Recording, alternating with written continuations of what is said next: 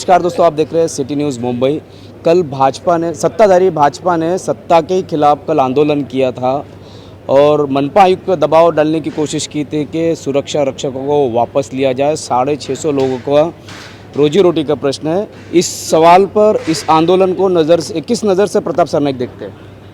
देखिए, ruling party हो या अपोजिशन पार्टी हो, अगर लोगों की कुछ कंप्लेंट्स हमारे पास आती है तो हमें प्रशासन तक तो वो लेके जाने की जिम्मेदारी हमारी होती है। चाहे विधायक हो, पूर्व विधायक हो, किसी भी लोक प्रतिनिधि हो या राजकीय नेता हो, उनकी वो जिम्मेदारी होती है। भारतीय जनता पार्टी पूरे देश में राज कर रही है, महाराष्ट्र में है, मीरा भाईंदर शहर में अभी तो प्रशासक का राज है, मगर ये जो 650 लोगों का जो निकालना है वो हमें भी कुछ उस बात का पता नहीं है। अगर ऐसे निर्णय महानगर पालिका आयुक्त अगर लेते हैं तो मेरा ऐसा कहना है कि नहीं, मैं आपको इसमें रोकूंगा। नहीं, मेरा ऐसा कहना है कि स्थानीय लोक प्रतिनिधि या पॉलिटिकल पार्टी प्रशासक का हम आदर करते हैं, मगर अगर विश्वास में लेके अगर काम कुछ करेंगे तो भविष्य में इस मीरा भाईंदर शहर के विकास के लिए वो बाधा नहीं आएगी। रही बात 650 जो ये जो सैनिक सिक्योरिटी के लोग हैं, वो मीरा भाईंदर शहर के ही सब युवा वर्ग के लोग हैं, तो उनके लिए अगर मेरे पास आते थे तो मैं भी प्रशासक के तौर पे मोर्चा नहीं लेके जाता था, मगर कमिश्नर साहब को कहता था कि इनके ऊपर आप कुछ ना कुछ डिसीजन लेना चाहिए तुरंत। ऐसे अगर निर्णय कोई लेता है तो हमारी भी जिम्मेदारी बनती है कि लोगों के साथ खड़ा रहे और लोगों की जो कहना है वो प्रशासन के पास लेके जाए। उन्होंने ये भी चेतावनी दी है कि प्रशासन अगर मंजूर नहीं करता है मांग को तो वो गार्डन सारे बंद कर देंगे, ताला लगा देंगे। नहीं, वो तो बात ऐसी गलत है, क्योंकि देखिए 650 लोग काम है अगर करते हैं तो उन लोग के लिए लोकशाही के माध्यम से हम प्रशासन के आगे जाके या उनके साथ मिलके कुछ ना कुछ इसके ऊपर डिसीजन लेना चाहिए। गार्डन अगर बंद करेंगे या और भी सुविधा जो लोगों को रोज़ का रोज़ हम देते हैं वो लोक प्रतिनिधि के तौर पे या राजकीय पार्टी का काम नहीं है, क्योंकि गार्डन में भी 650 के 6500 रोज एक गार्डन में रोज आके आते रहते हैं, तो उनको असुविधा हो और बाकी के लोगों को सुविधा में उसकी वजह से मिले, ये गलत है। तो ये नहीं होना चाहिए। प्रशासन के साथ बात करके इन 650 जो सिक्योरिटी गार्ड है उन लोगों को कैसा भविष्य में किया जाए उसके लिए ऊपर ध्यान देना चाहिए। ठीक है, अगर पालिका प्रशासन को ठेका नहीं देना है किसी को तो मत दे, फिर ये 650 लोगों को पालिका सेवा में उन्होंने लेना चाहिए, ऐसा कुछ डिसीजन लेना चाहिए। मगर 650 लोगों को बेरोजगार करना गलत है, उनके ऊपर अन्याय है।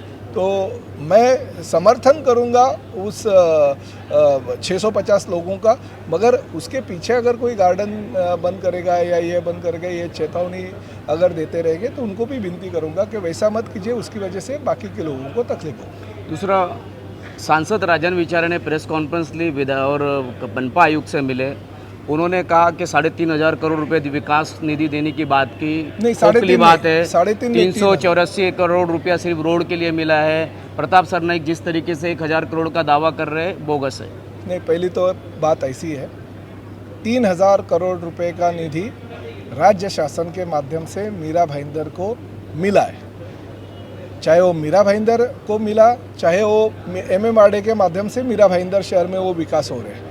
पहली तो ये बात मैं यही कहना चाहता हूँ कि करीबन 1,300 करोड़ रुपए के रास्ते और ब्रिजेस का काम जो है वो MMRDA के माध्यम से हो रहा है, तो राज्य शासन ने मीरा भाईंदर शहर को दिया।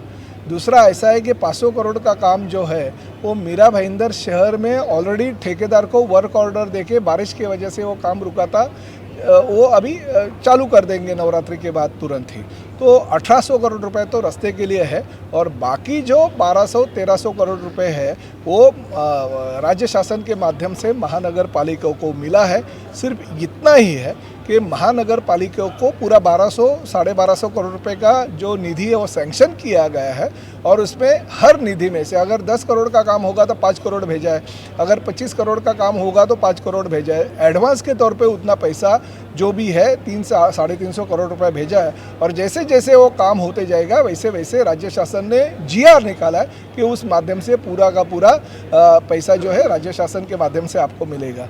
देखिए, हम सत्ताधारी पार्टी के लोग हैं, विरोधी पार्टी के लोग आएंगे और वो बोलेंगे कि ये हम इतना ही निधि आया उतना ही निधि आया। ये मीरा भाईंदर शहर में भविष्य में पहली बार, इतने सालों में पहली बार 3000 से ज़्यादा करोड़, और अभी निधि आ ही रहे। अभी आप मेरे को सवाल पूछ रहे हैं, मगर 3 दिन पहले और 210 करोड़ रुपए का जीआर आया, जो भी शहर के सुशोभीकरण के लिए है। बाला साहब ठाकरे कला दालन के लिए वो 50 करोड़ है, बाला साहब ठाकरे कला दालन के लिए 15 करोड़ एक्स्ट्रा आया, और हमारा जो डॉक्टर बाबा साहब आम्बेडकर का भवन था उसका 15 करोड़ पहले आया था, और 15 करोड़ की मांग राज्य शासन के पास इसने की थी, प्रशासन ने की थी, वो आ गई है। तरन तालाब के लिए निधि कम कर रहा था, 13 करोड़ रुपया वो आ गया, तो 50 करोड़ रुपए जो चेना रिवर फ्रंट का एडिशनल था वो भी मिला है। तो ये तो काम राज्य शासन के माध्यम से होते ही जाता है। किसी को कुछ पता नहीं रहेगा तो मेरे पास अगर आके कुछ पूछेंगे तो मैं कम से कम उसको सही जवाब तो दे दूंगा, क्योंकि सही जवाब मेरे पास खाली मुंह का नहीं है, जबान का नहीं है, बल्कि लिखित स्वरूप में राज्य शासन के हर जीआर मेरे पास है, जिसके माध्यम से 3000 करोड़ रुपए से ज़्यादा निधि राज्य शासन ने मीरा भाईंदर शहर को दिया है। और आपको एक बात मालूमात कर दूंगा, ये देखिए, नवरात्रि जैसे ही ख़त्म होती है पूरा मीरा भाईंदर शहर में कंक्रीट रोड का काम चालू हो जाएगा, और अगले बारिश के पहले शहर के करीबन 80% रास्ते जो है पूरे के पूरे सीमेंट कंक्रीट के हो जाएंगे। एक आखिरी सवाल करूंगा आपसे, 1800 करोड़ रुपए भले रोड पे खर्च किए जा रहे हैं सीसी रोड पे, लेकिन उन सीसी रोड की हालत सबसे ज़्यादा घटिया है। आज लोग कहते हैं डामर रोड सही थे हमारे। नहीं, देखिए, ये तो मुझे इस बात की कल्पना नहीं है, मगर अगर घटिया काम अगर कोई करता है तो उस ठेकेदार को ब्लैक लिस्ट में डालना चाहिए, ये मेरी मांग है। महापालिका प्रशासन ने अगर ठेकेदार को वर्क ऑर्डर दिया तो वो ठेकेदार के माध्यम से पूरी की पूरी तरह से अच्छी तरह से काम करके लेने की भी प्रशासन की जिम्मेदारी है, और कोई अगर ऐसे जिम्मेदारी टालता है या बराबर अगर काम नहीं करता है तो उस ठेकेदार को ब्लैक लिस्टेड करना चाहिए। ठीक है।